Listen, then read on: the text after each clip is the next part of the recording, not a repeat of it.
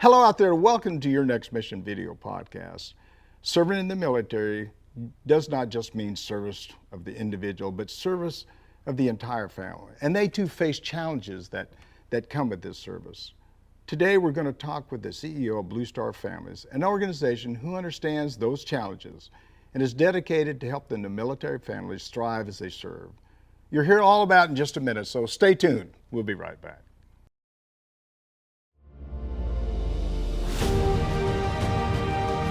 Welcome to Your Next Mission video podcast, where we tell the stories of those who have served in the past and those who are serving today. From transition to financial wellness, VA benefits to mental health, we cover issues facing veterans, active military, and their families. Now here's your host, the 12th Sergeant Major of the Army and co-founder of the American Freedom Foundation, Jack L. Tilley.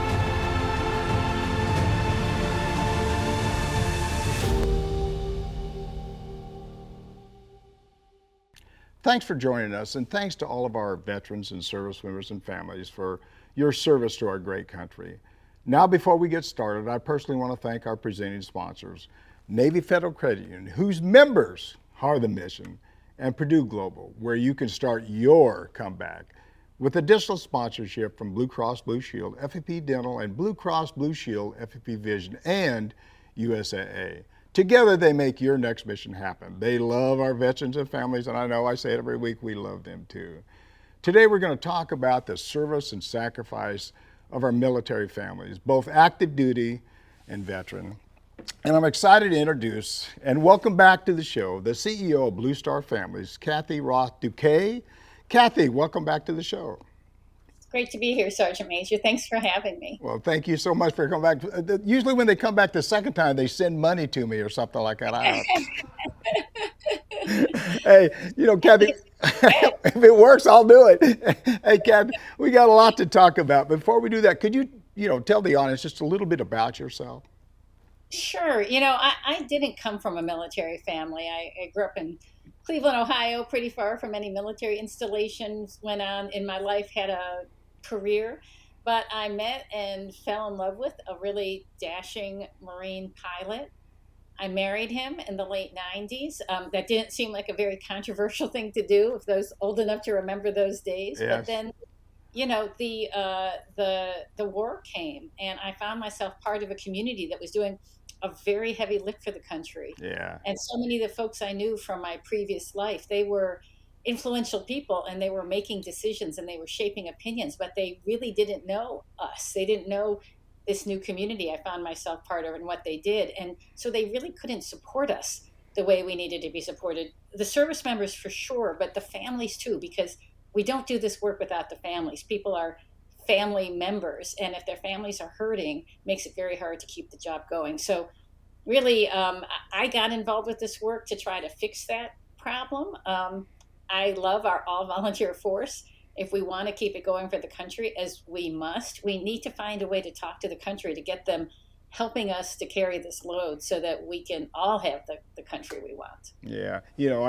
I tell my wife all the time, I don't know if I used to tell her just about every day, she sacrificed a lot more than I have in the military. I did out and did things I enjoyed doing, doing all the things a soldier does on the ground. But she stayed home and did a lot of really tough lifting for me. And I always tell her every day, I say, I never could pay you back enough for what you've done and what you continue to do. Yeah, but jewelry helps, Well, I tried to help. I don't know how much I did help, but I tried to help as much as I could. The history, you got a history of Blue Star Families is really a pretty unique history. Would you tell us a little bit about the history of, and really the term Blue Star Families? I want to know about that and your organization, of course. Well, thanks. I'd love to do that. What we found, what we found is that America always had everyone serving. And so you didn't really have to explain military life to Americans because it was something that was just part of citizenship, Mm-hmm. From the time of the founding all the way through the Cold War. And it was only when we created the all-volunteer force, which is a beautiful institution. But what it meant is that because people tend to do what happens in their families, is you ended up with this, feedback loop of family serving, and then the majority of America not really being that aware of it. And so we had to find a way to talk to Americans about who the military are and why they need your support. People in their minds are kind of, stuck in this 20th century vision of it. They think we all live on base. We think the military takes care of all of our needs, and it's really not their business to be involved. So we took the name Blue Star Families because Congress commissioned the Blue Star flag in World War One for a family to fly in their house if they had a member of their immediate family who was deployed to a combat theater at the moment. And that said, hey, the whole community needs to recognize and support this family. Well, fast forward 100 years, our current military is very small and it's very deployed. Today, we have 200,000 people deployed around the globe of all military services. And that's a higher percentage of people deployed than during the Afghan and Iraq war because we have a smaller military. But Americans don't know that. So because we have so much deployment and such a small military, it means everyone who serves pretty much is pre-deployment, deployed, or post-deployment, which means that if you are serving in the military, you need the kind of support that Blue Star flag flyers used to have. And that's why we call ourselves Blue Star Families, to indicate that we are an expeditionary force. We are all doing a heavy lift for the country, and we all need that extra support to be able to do it. Not because we're not strong, we're very strong, but because the job is that big. And the good news is that it's actually better for the country to support us. It ties them to the work of maintaining the society we have, and it ties them to this feeling of giving back and being part of something bigger than yourself. So there's really no downside, and that's really what Blue Star Families does. We get the data. We're very data driven. We look at the challenges people have. Turns out most of them have to do with isolation in the communities where people live. Our mental health problems and our financial insecurity problems, they come from those broken networks that happen from moving over and over again and living a very different life than the larger society, but kind of being in the larger society. So we create chapters, we create outposts, we have an online community called The Neighborhood, and we train the communities in which we live on how to be a better part of the fellowship of keeping us, together and strong and healthy. Yeah, a couple of things here. One is that when I went in the military, the Army, specifically the Army, now it was about 18 divisions. When I left the military, it was 10 divisions, and now it's back to 11 divisions. And so you're right, the military is smaller, but because it's smaller, more rotations. More people are deploying a lot more. And just on the Army side of the house, you said 200,000 for all the services. I think that's probably pretty close, but the Army alone, I think, has probably over 100,000 people every day deployed It somewhere. does. Yeah, like between 120 and 130. And, in the 20th century, you would be an Army family. Your spouse would maybe never deploy away from you. Sheila Casey, who was our board chair, her husband, General George Casey, first 20 years of their marriage, they spent no time apart. But then 9/11, more time apart than together. So the reality of military life has really shifted. My husband, well, he was in the Marine Corps, but even so, probably 5 years of my kids' upbringing, he was just gone, and we were moving, right, 9 times in 16 years. I lost my job. My kids were changing schools, and I had to figure out how to keep that together, far from family and friends, not worry my husband so he could keep his mind on the mission. Um, but also deal with the 4-year-old who's waking up at night, walking around the house looking for his father because he doesn't understand that he's gone, and the lack of the second income that makes it a little hard to do things like afford summer camp, and how we take a little bit of the lift off this family makes all the difference in the world. Yeah, you talked about a bunch of stuff that really affected me. I never watched my kids grow up. I think they went from 2 to 19, and I was just gone so long. The other thing is financially, I don't think I was comfortable financially until I was a sergeant first class and my wife was working. And then, Right. then we could, buy a few. But we lived, for a long time, month to month. And then I remember talking to her not too long ago. We talked about buying tires for a car years ago. And we'd have to wait till we got our income tax back to buy tires. And That's so right. it's sort of funny now, but you had to make sure that you knew exactly how you was spending money. I think, Kathy, I think you've already answered this question, but I want to go maybe dig a little bit deeper. What led you to create the Blue Star Families, and was it at least partly because of your own experience? And you've answered that already. It was about your experience. It was about you and your husband's experience in the military and the kind of sacrifices that you just talked about your deployment of your husband and his separation from you both. Is there anything else you want to add to that too? I would love to dig into it a little more Yeah. because, the interesting thing is when I first started the organization, I was looking at my neighbors and I was thinking, look at this young woman. She just moved to Paris Island where we were living. She had a special needs child and she was pregnant. And they had moved with the expectation that her husband was going to be working one of the recruit battalions, training battalions. But his orders changed mid move and he got deployed. So here she was, moved in by herself, tiny town in South Carolina. Her friends and family were all in a different part of the country. Her child, she was chasing down the special needs of this child that were unknown, but really health threatening. And she was pregnant, and this woman was volunteering. Yeah. And I thought, God bless you. How is it that you find the time and energy to volunteer? And she said, it keeps me going. Yeah. And I thought, we as a country cannot do enough for these people. We can try to make it so that the community knows she's here. There is a wellspring of goodwill, but they just don't know she's here. So how do we break that down and connect it? I'm a lawyer, and I know that even though I'm not allowed husband's as my husband's wife to ask for help because I'm associated with a military unit, I could be the very same person under the umbrella of a 501c3 tax status organization. And that status lets me ask for help. And I Yeah. thought, you know what? Let's create an organization where I can at least ask for help for some of these people I know. And then, Sergeant Major, it was years and years and years after running this organization that I realized I didn't just do it for my neighbors, but I really did do it for myself because as much as I think of myself as a very strong and resourced person, very fortunate person, I got a lot of education, I got a lot of previous experience. There were times when I was really sad and lonely and really didn't know how to go on. And it was me too. Yeah. Yeah. I tell you, you're talking right down my ballpark here, but the fact of the matter, you're the kind of person. Just I've talked to you a few times, I know, but you're the kind of person who doesn't sit back. You get out there and make things happen. You help people. You push a little bit, and if it's not right, you're going to fix it. And so that's the kind of people. Now, but also there's the other side too. There's the people that go back, sit on their couch, and say, "Well, nobody loves me. Nobody wants to help me." And you could do that. And that's when you get into that depression and things are not doing, So you got to get out, and life's not going to be perfect. You're going to have problems. Things are not going to work out the way you want them to work out. But just keep moving in that direction. That's all I've ever did in my life. Hey, in our prep call, you said that one of your goals is to reduce the friction of military families. Now, I know what friction means, but can you tell me what friction means, or what are you talking about there?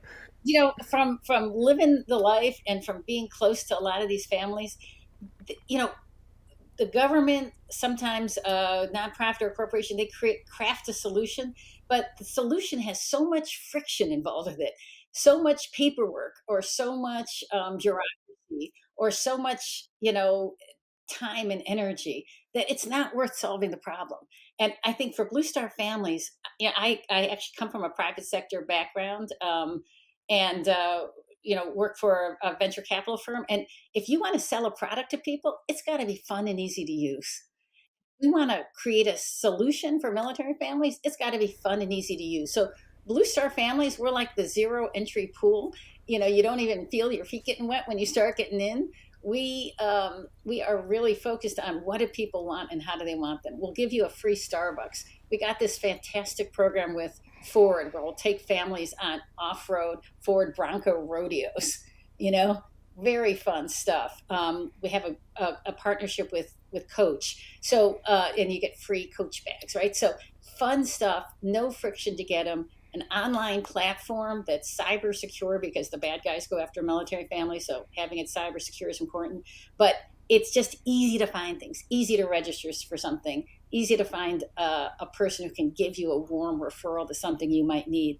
Take away the friction, because that's actually what makes life better. Well, it sounds like you're really making that process a lot smoother, a lot easier for a lot of people. If it's easy, they're going to do it. If it's complicated, or you call somebody on the phone, they don't answer the phone. It's it just they get turned off and they're not going to come back. They're oh, this is too hard. I don't want to do that. So it makes it too difficult for a lot of people. And I think about, what did I want? When I was struggling with one of those deployments, well, it's not that there weren't resources for me. The Red Cross, I love them, one of my big partners, but they had a deployment survival presentation. I could drive an hour, watch a PowerPoint in a room with metal folding chairs and fluorescent lights in a place where there was no childcare for my kids, and I passed on that. Yeah. So what is really going to make life better for me? And asking those questions. Yeah, you're doing a lot of wonderful things. So I want to talk about transitioning, and why should we get an earlier start of preparing for it. But first, like everything else, we got to take a short break. So I know you're not going to go anywhere, because I love talking to you. So stay right there. I'll be right back. Super. This is Your Next Mission video podcast with me, your host, Jack L. Tilley, 12th Sergeant Major of the Army. And if you're enjoying this discussion, please like us. Click on that subscribe button below. And don't forget to click on the bell to receive notifications of all of our upcoming video podcasts. I'll be right back after word from our presenting sponsors.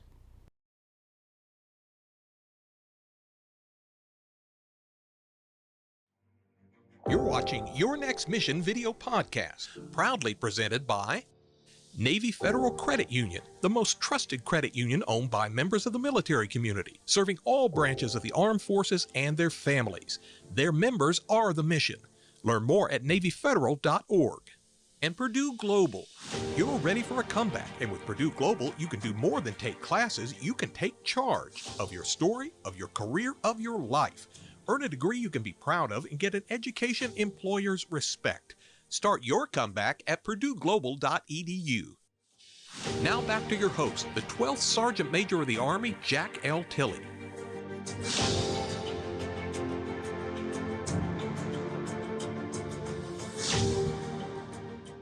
Welcome back. We're talking about helping military families with Kathy Roth-Douquet, the CEO of Blue Star Families. Before we get back to our discussion, I'd like to take a few seconds to tell you about a new program we're excited about called Your Next Mission VCS, a Veterans Community Support Program. We'll provide personalized one-on-one support to address the unique needs within our veteran community, facilitated through our many partnerships with other veteran service organizations. Please check us out at yournextmission.org/VCS and enroll to participate today. Remember, we want to help you with whatever issue you or your family are facing. So please reach out to us. Kathy, we were talking about transition, and I can tell you a bunch of stories about my transition before we got on break. I know Blue Star Families has done a lot of research about the best time to prepare for it. So what did you find out? Yeah, as I mentioned, we are a very data-driven, evidence-based organization. So we've done a lot of research around transition. And what we found is that people who spend 2 years on transition by far do the best. And the people who struggle the most spend less than 6 months. And I think you can't overestimate this. If some of your listeners are still in service, take that to heart. You got to do your mission now, but be in partnership with your spouse and start that planning for what comes next now.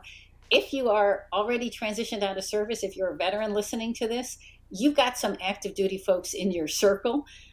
Consider sharing this information with them, because we see that not only does being prepared for service, being prepared for transition, not only does it help you successfully transition better, but it actually makes you feel better in retrospect about your military service, makes you more likely to recommend military service for others. So there's a whole benefit to the whole group if we do this thing well. Yeah, I think the other thing there too is make sure your spouse is involved in that entire process. I know you know that already, but if you start 2 years out, you start planning together, not just the spouse, but the kids too. All the kids in there got to start talking about, what you're going to do. And so that's important. I got to admit now, when I transitioned out of the military, I waited. I thought, you can't do without me. I need to keep working. And so I probably Yeah. worked the last week I was, before I retired, I was still in the Pentagon doing some work. But your advice is great. 2 years out, start that process and make sure your spouse and your family's involved in the process. So, we kept thinking my husband was going to get out. So we did like a retirement course at 20 years, and we did another one at 26 years. And then I think we did another one at 28 years, and then finally at 30 years. So that was, but as silly as that was, it was actually super helpful. The other thing I would say is that Blue Star Families, about 20% of our membership is veteran families. So I really encourage any of your listeners, Blue Star Families is free. Come be part of the community, and then share your wisdom and your experience with the people who are still serving. That is such a bridge to civilian life. And I wonder if you had experiences with that too, with folks who had retired who you knew as you were going through that process. I did. I reached out to a couple of people. I always call them mentors. I had mentors or advisors or what do you call them? But I reached out to some. Hey, look, I'm getting ready to retire, and what do you think I ought to do? In fact, one of the hardest things that I had is the value. How much am I worth? What should I ask for? How should I? Just a lot of little small things that you think are obvious. And I remember going, after I retired now, going to the Sergeant Major Academy, talking about transition. I said the same thing, 2 years out, you ought to start that process. And there was guys in the front rows going, yeah, okay, yeah. And now, 2 years after that presentation, I ran into a few of them and says, hey, Sergeant Major, you was exactly right. I should have started a little bit earlier. There were some things I should have done. And by, you might thought I wasn't listening, but I was taking notes and stuff. So I get a lot of comments back about preparation, and I got to admit, I try real hard, but I do help quite a few people. Either put them on. I own a small company. Either put them to work with me, or find other companies that are like mine and put them to work. Your research also shows that the best ways for families to build resilience is to spend positive time together. Blue Star Families, I know, helps creating activities. You got a lot of activities that are going on with the family together. Would you talk about all the activities that you have that you're doing? Yeah, I'd love to do it. I really appreciate you mentioning the backdrop to it, because we did a 3-year longitudinal study. We looked at 18 factors that pertain to resilience, 4 rows to the top. One of them was the amount of positive time spent together as a family. And that's why we really say to people, invest in this. It's not taking you away from work. It's not taking you away from chores. It's not taking you away from things you ought to be doing. It's actually doing the work of making your whole family stronger. Spend that positive time together. But that's often really hard for a military or recently transitioned family to do, because you're exhausted and you don't know the area, and doing this stuff is tough. So Blue Star Families, we help do that for you. We have this amazing program called Blue Star Outdoors. We actually get some congressional funding from it through the Department of Health Agency. We'll take people to national parks. We'll give them fishing equipment. We'll take them out kayaking, give them really great experiences as a family, but also in fellowship with other families. Blue Star museums, almost 2,000 museums across the country, free to military connected families. The spouse can go if the service member is deployed. You can bring up to 5 other people. So you can not only bring your kids, but maybe the cousins, maybe the next door neighbors, as a way of, again, being together as a family and also finding fellowship with others. Book clubs, where we have civilian kids and military kids reading books together while the parents read a book with the civilian parents, and then all have dinner together afterwards. Lifelong friendships get formed by this. We find not only is this great for the family and it's a great way to invest time, but if you can create those trust networks with other folks, it's those people you trust that bring you to the resources that you want and need. You can have the most brilliant programs and resources in the world, but if there's not a person you trust to introduce you to them, you're never going to find them. And so we really work on that whole business of trust. Yeah, I know. I'm glad you said that. Trust is really important. If they don't trust you, they're not going to come back. They're not going to believe in you. The other thing I tell you is, you're talking, I'm thinking, this is a vacation. This is a vacation for a family. So if you get cruises in there, call me up. I'll be over there in a minute. But you know what? You need it's part of the recovery period, right? We think we're so tough. With this one kid, we said, "What's your family's resilience strategy?" And this one kid said, "Suck it up." And that's awesome. I don't know that he probably got that from his mother or father, I'm sure. Yeah, that's awesome. But we also really benefit from the vacations. Well, the other thing I'll tell you, I said a minute ago, I owned a small company, and I have about, I guess, 10 employees, but they're all friends. Yeah. But when I get on the phone and talk to them, I know they know this. I know that it's more therapy than anything else. And so when you get people around you that have the same likes and dislikes and going through the same kind of, it's therapy. You know, where you can Yes. sit down and talk to somebody else that has the same kind of, and you pick up really good ideas about how to deal with issues. Like you talked about, I don't know if there's a son or a daughter that has a disability, a special needs son or daughter, but I have an older son that has that's special needs. And a lot of times in the military, I didn't tell anybody I had that. I mean, I just sort of kept it to myself, I sucked it up, kept moving on. My wife dealt with the issues, and I dealt with the issues because I was always concerned about promotions and stuff like that. So it's really a good program because for me, it's about mentoring and talking to people, and it's the therapy and the bonding, because there's a lot of people that serve in the military that understand each other. And when you get out of that little circle and you go somewhere else, it's hard because It's people hard. they just don't understand. Hey, I understand you have a special week. I'm excited about this, just sitting right here. You have a special week coming up that I want to talk about. But first, there's always a burst of first and everything. We need to take another quick break, so stay there. I'm going to come back. There's no question about that. Now, here's a word from two more of the organizations that make this show possible.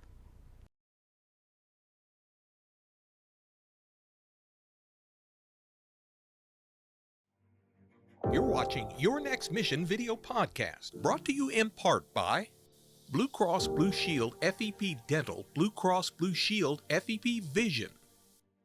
Part of transitioning out is that dental and vision insurance breaks off from your medical insurance. Vision and dental is very important to be able to enjoy your retirement. Blue Cross Blue Shield makes the transition so much easier. And USAA. A promise is a trust not to be broken, whether spoken with an oath or sealed with a pinky.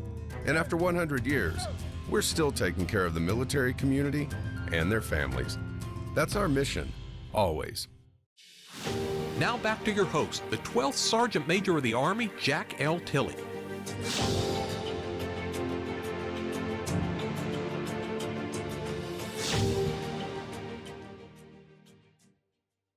Welcome back. We're blessed to be here today with Kathy Roth-Douquet, CEO and co-founder of Blue Star Families. Remember, this is your show. We know there are so many issues that directly affect you, and we want to address each and every one of them. So please, as I said before, reach out to me. Tell me what topics you'd like us to cover.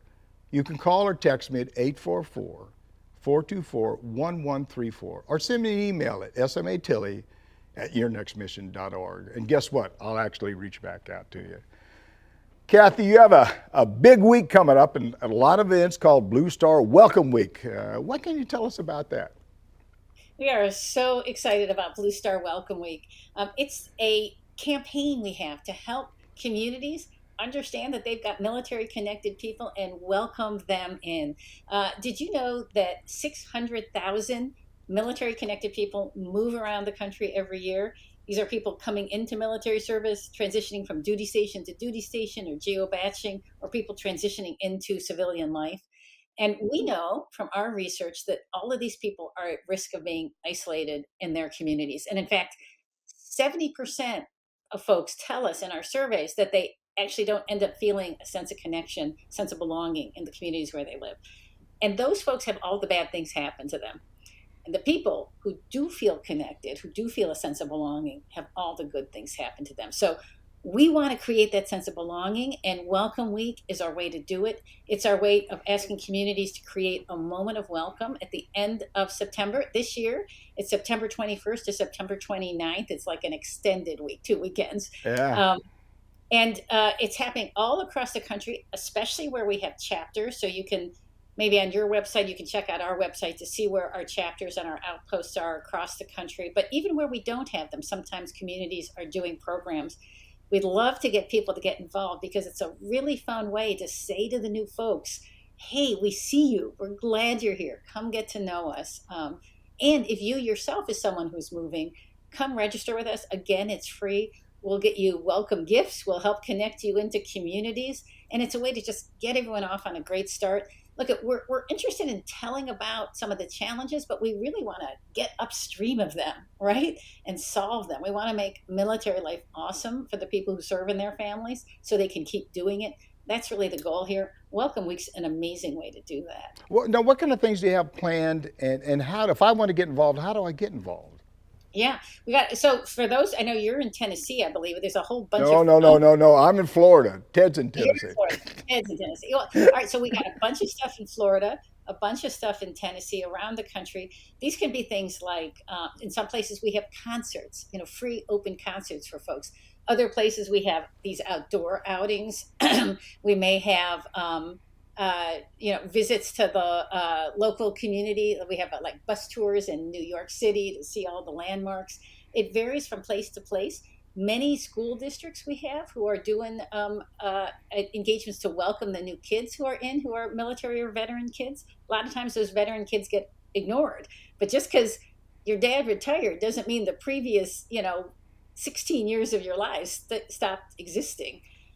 So it's a whole range of really fun activities. We have that coach factory visit in Florida we do, so people can come see the coach bags made, and then they get a gift of a coach bag at the end of it. So it's a huge range of things. We keep asking for more community partners to get involved and take on projects. So if any of your listeners are connected to restaurants or companies or attractions that might want to take part, we're always looking to grow it. What if cities want to help bridge that gap between those? I mean, what can they do? I mean, how can they join? I guess. Yeah. So if you come on our website, we take you through it, and we can. What works? What we find is that whatever people have to give, there's a way that we can use it. So we have some. Starbucks is an amazing partner, and we'll do a lot of coffee meetups at Starbucks. They gave us the first cup free. I mentioned already, Ford does this rodeo with us. We have a Blue Star Books program with Disney where they give us their Disney books, and we do big giveaways for books. So, whether you're an individual or you're associated with a company, there's something that's natural to you. In some of our chapters, we've got folks who are tennis coaches. They say, you know what, I'm going to offer a series of 6 free tennis lessons to a group of military kids. Put that together for us. We at the chapter, we can do that. So it's a great way of meeting people where you are, making a difference where you are. I got to tell you, the people who take part in it, they love it because there's nothing like being exposed to these young families. Yeah, the reason I'm laughing is because I could volunteer something. I could give them golf lessons, Yeah. but they'd end up throwing their clubs like I do. So I don't.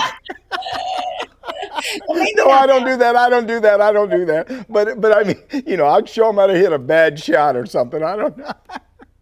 Yeah. Right here where I'm in DC, we got a guy who's like, I'm going to do chess lessons for the military kids. He does them at the local Starbucks. Yeah. Hugely popular. And, these kids who are moving around, they often don't get that continuity of an adult mentor. So it's wonderful. One of the things, just talking about kids, one of the things that I think you should do, and you probably do is ask them what they want to do. Right. What would they like to do? And a lot of times, I know I used to do with my son, we'd go to car races or something, and I'd think, well, he'll be excited about that. Well, he'd rather be playing marbles or doing something else. So sometimes asking them and talking, yeah. Such a great point. And I'm super excited because we're opening our newest chapter shortly. Mm-hmm. We haven't actually even formally announced it, so I'll sneak preview it here on this. All right, that's what I'm talking. We get a first. But Fort Liberty, the former Fort Bragg, we are so excited. They've wanted us to bring a chapter there for 6 or 8 years. It costs us money to bring a chapter there, and there's not a lot of fundraising to do in Fort Liberty area, but we raise the money externally. We're going to be opening that chapter, and this is the first chapter where we started as a startup. We were all volunteers, no money. We've been growing. We're the largest organization now that supports military and veteran families in the country. We're now big enough that when we go into this chapter for the first time, as you suggest, we're starting with a wants and needs assessment. What do the families here want and need? And how can we grow this chapter really focused on this specific set of families, not the global one in the whole country, but this group. And I think you're 100% right. Let's ask people what they want and then deliver on that. Yeah, I don't know if you're a tennis player or not, but I remember they used to build all these tennis courts, and and I never see anybody playing on them. But Right. you know, and then they'd have one racquetball court, and there'd be a line of people that wanted to get in there and play racquetball. And so I said, wait a minute, this doesn't make sense to me. So yeah, that's a smart way to do it. I mean, that's good business sense right there. Right. Yeah, yeah. This, first of all, let me tell you, thank you for what you're doing. You're making a difference, you know, in a whole lot of people's lives. I appreciate that, all that you do and all you continue to do, and know that we're certainly here to help you in any way that we can. So just, you know, always know that we got your back. You know, maybe we can go out and show people how to sweep streets or something. I don't know, but we got your back. Hey, this is it. Go ahead. I just got to say, you know, giving us this platform is super, super valuable. You know, I love what I do. I feel so lucky and so blessed to do it. And one of the things that we say is that, you know, we're happy warriors. That's our corporate culture, because we're warriors because we're fighting for change, but we're happy because we have an awesome mission and people want us to succeed. And we are going to succeed because these are solvable problems. And it's really exciting to be on that path to change. We just welcome everyone to be part of it. Whether we can help you feel better and stronger on your mission to support the country, or whether you can be part of helping others, or a combination of both, because that's really what it all comes down to. It's free to belong to us. We hope all of your members do join, and we just love to keep talking to you, Sergeant Major, and stay part of your community. Well, you know, you are so motivating. It's infectious. They should clone a bunch of you. And you know, hey, again, this has been a great discussion. Anything that maybe we missed you want to share with the audience, and maybe something or you want to go back and reemphasize? Well, I appreciate the opportunity. I think that the thing I would end with is that we are always looking ahead. We did a poll recently and of the American people. The first time we did that, we worked with YouGov, who are the folks DOD works with on the recruiting propensity. And we asked them a bunch of questions. And we asked them, do you think military families are important to national security? People said they do. Do you think America owes something to military families? And they said, yes, they think we do. Are you doing anything to support them? Very few actually are, but it's not because they don't want to, it's because they don't know how to. And that's our true. job, Yeah. right? Yeah. It's our job to make it easy for them. We also asked them, what do you think? Do you think that we are likely to have a serious conflict, international conflict, in the next 3 to 5 years? And more than 2/3 said that we were. Oh, yeah. So I think that that's important. We have something big coming, and our country needs its military. Our military can't be choosing between serving the country and taking care of the family. We need to get the country behind making it possible for these families to thrive while they serve, so that we're prepared for that next fight. So we're very positive about what we do, but there is a serious undertone here. The world needs us to be a strong country, and we, of course, need ourselves to be a strong country. So bringing that community support, I think it's a gap we have in our nation right now. We need to close it because we have to be ready. Yeah, I tell you, when I was on active duty, I used to tell people that, you know, we'd have something going on and a lot of people deploying. They said, well, geez, I need to deploy. And I said, just stick around, you'll deploy. You just stay in the Army, you'll deploy. There's no way, and I agree with you, every 5 to 10 years you have another war. But anybody that's went to war doesn't want to go back. And nobody wants a war, but that's our mission. You know, when we enlisted in the service, when I enlisted in the service, I raised my hand and said, I'll protect and defend the Constitution. And that meant that I'm willing to die for your freedoms, and I'm also willing to take a life for your freedoms. So this is not a joke. And when you do that, you also deserve to know that your family is going to be taken care of. Absolutely. Absolutely. I agree 100%. Yes, ma'am. Yep. Well, first of all, again, I can't say it enough. Thank you for what you do. Thanks for coming on the show, and thanks for all that Blue Star family is doing. You're making a difference in a lot of people's lives. I certainly appreciate it. Well, thank you. It's such a pleasure to be here. Thank you. Thanks again to Blue Star Family's co-founder, Kathy Roth-Douquet, for being with us today. I'm Jack Tilley, 12th Sergeant Major of the Army, and you've been enjoying Your Next Mission video podcast. And thank you for joining us. Log on to our website at yournextmission.org and leave me a review. I always say I hope it's a good one, but if it's a bad one, I guess I can take it too. While you're there, you can visit our nonprofit and corporate partners who have jobs and services available that can assist you in your transition from the military. And check out our job board in partnership with the Recruit Military, where you can search for a job that's just right for you. Please go to the website to watch a short video that will help fine-tune your search, where you can create your own personal profile. You can also follow me on my personal social media pages. I'm laughing about that because it's always fun to be on social media: Facebook, Twitter, Instagram, YouTube, LinkedIn, and Rumble.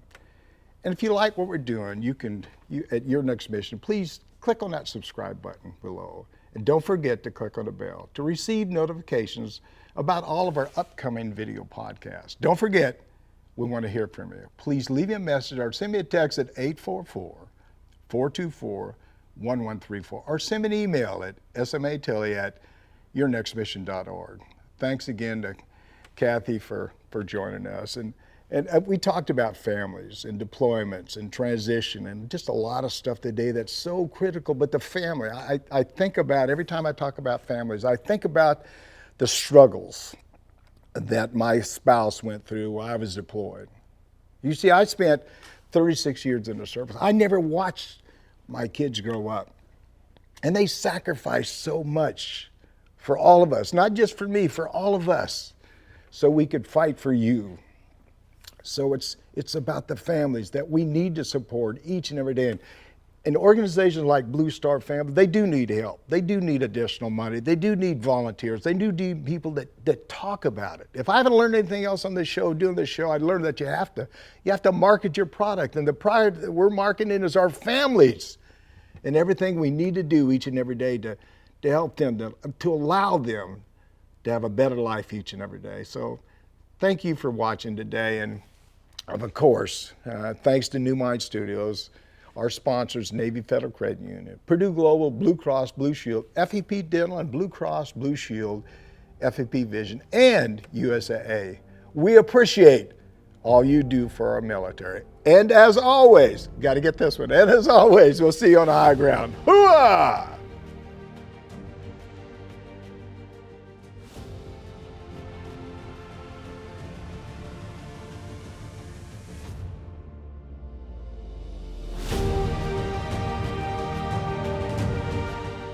You've been listening to Your Next Mission, brought to you by the American Freedom Foundation. Learn more by visiting yournextmission.org.